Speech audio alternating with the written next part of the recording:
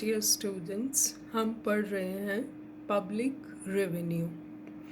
Public finance के under हम पढ़ रहे थे पब्लिक रेवेन्यू।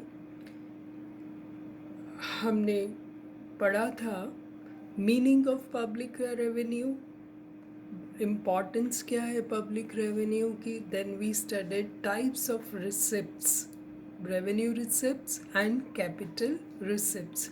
रेवेन्यू रिसिप्ट्स में tax revenue, non tax revenue, और कैपिटल रिसिप्ट्स में मार्केट बोरोइंग्स और पब्लिक जो भी एक्सटर्नल लोन्स हैं उनकी एंट्री हम कैपिटल रिसिप्ट्स में करते हैं। फिर हमने पढ़ा था टाइप्स ऑफ पब्लिक रेवेन्यू में टैक्स रेवेन्यूज़ के अंदर क्या क्या आता है और नॉन टैक्स रेवेन्यूज़ के अंदर क्या क्या आता है। अब हम स्टार्ट करते हैं टैक्स रेवेन्यू से कि टैक्स रेवेन्यू पर्टिकुलरली क्या होता है। Tax is the major source of revenue to a modern government. Taxation is the most common method of financing government activities. The services themselves are provided to the community without charge. The necessary funds are collected by requiring persons to make compulsory payments to the government in accordance with some established criteria such as property owned or income received. तो जो taxes हैं ये must हैं modern governments के लिए, because उनका जो wide area जो है वो बहुत वाइडर हो गया है और जितने भी प्रोग्राम्स या पॉलिसीज़ हैं उसके लिए जो फंड कलेक्शन है वो काफ़ी हद तक टैक्स रेवेन्यू से ही आता है। In taxing, government is in reality deciding how to draw the required resources from the nation's household and business for public purposes. Actually, indirectly अगर हम देखें तो टैक्सेस बाय टैक्सिंग गवर्नमेंट क्या करती है, एक रिक्वायर्ड रिसोर्सेज नेशंस के जो हाउस होल्ड है परिवारों से बिजनेस से कलेक्ट करके और पब्लिक पर्पसेस के लिए उसको यूज़ करती है। The money raise through taxation is the vehicle by which real resources are transferred from private to collective goods. I repeat, the real resources are transferred from private to collective goods. A tax is a compulsory charge imposed by a public authority irrespective of any service rendered to the taxpayer in return. ये बात हमें ध्यान रखनी चाहिए कि tax जो है वो एक कंपलसरी पेमेंट है जो कि पब्लिक अथॉरिटी पीपल पर, लोगों पर लगाती है, लेकिन हम उसके बदले में सरकार से कोई भी इन पर्टिकुलर सर्विस नहीं मांग सकते।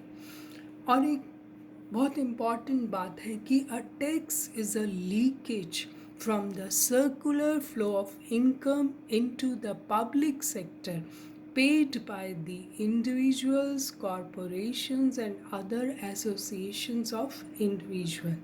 ये लीकेज है। आपने सर्कुलर फ्लो ऑफ इनकम के बारे में पढ़ा है, तो उसमें हम टैक्स को एक लीकेज मानते हैं जो कि हाउस होल्ड और कॉरपोरेट्स की इनकम में से निकल कर पब्लिक सेक्टर को दी जाती है। तो it is considered as a leakage from the circular flow of income. अब हम देखते हैं कि what are the basic characteristics of a tax.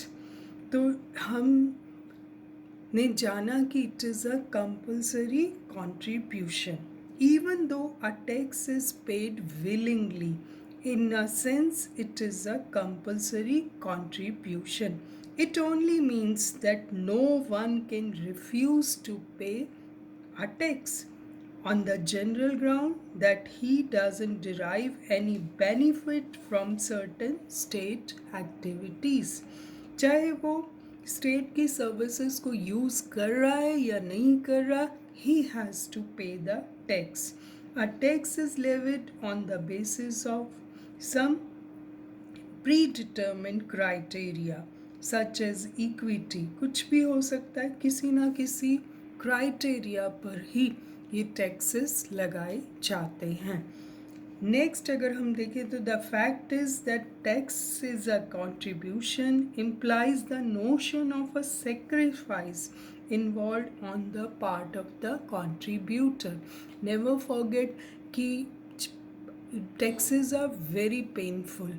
जो भी इस टैक्सेस को पे करता है वो कहीं ना कहीं अपना कुछ ना कुछ उसका सेक्रीफाइस का नोशन रहता है, क्योंकि उसने अपनी पेमेंट्स को रोक कर अपनी कंजम्पशन को कम करके या अपनी सेविंग्स को कम करके ये पैसा गवर्नमेंट को दिया है। तो there is a notion of sacrifice involve in it. Tax payment is a personal obligation. Obligation कैसे है कि this personal obligation to contribute to the state support is universal and it is applied to all। जो जिसको भी सभी को tax देना होता है, आप डायरेक्टली या इनडायरेक्टली आप टैक्सेस को पे करते हैं। And the meaning is that the primary obligation to pay the tax is a personal obligation, यानी कि ये हमारी रिस्पॉन्सिबिलिटी है कि हम टैक्स पेमेंट टाइमली करें। A tax is levied according to certain legal requirements। इसके पीछे कोई ना कोई बहुत बड़ा लॉजिक होता है, ऐसे ही टैक्स का क्राइटेरिया डिसाइड होता है। And there is no connection between the tax paid and the benefit received. दोनों के बीच में जो हो सकता है, जो व्यक्ति टैक्स पे कर रहा है, he might not be receiving any benefit directly from the government. दोनों के बीच में tax paid and benefit receive में कोई कनेक्शन नहीं होता। A tax is paid out of the income of the taxpayer। Very important. Tax जो है, यानी कि ये जो टैक्स है वो किस पर लगता है, किसी इनकम पर, टैक्स पेयर की इनकम पर टैक्स लगता है, तो it is paid out of the income of the taxpayer. तो आपने देखा कि these are the basic characteristics of a tax. Being a student of public finance, आपको ये जो कैरेक्टरिस्टिक्स हैं ये टिप्स पर होने चाहिए। अब हम देखते हैं some important definitions from different economist. Professor Taylor कहते हैं taxes are compulsory payments to governments without expectation of direct return or benefit to the taxpayer। उधर प्रोफेसर बेस्टेबल कहते हैं he has defined a tax is a compulsory contribution of the wealth of a person for the service of the public part। जबकि doctor Dalton की opinion है कि a tax is a compulsory contribution imposed by the public authority irrespective of the exact amount of service to the taxpayer in return and not imposed as a penalty for the legal offense। आपको ये सब बहुत important हैं definitions, और इनको learn कर लेना चाहिए, 2-3 डेफिनेशंस को, और you must refer it in your answers. So 2-3 बातों का ध्यान रखिए कि these taxes, it is a leakage from the circular flow of income into the public sector। public sector में पैसा आ जाता है and it is paid by the individuals, corporations and other associations of individuals। it represent a payment out of the income of the people। so these are the basic characteristics and you must remember these points I'll be discussing tax revenue, non-tax revenue in detail in other lectures. तो आप इसको अच्छे से समझ लें और learn कर लें. Thank you so much.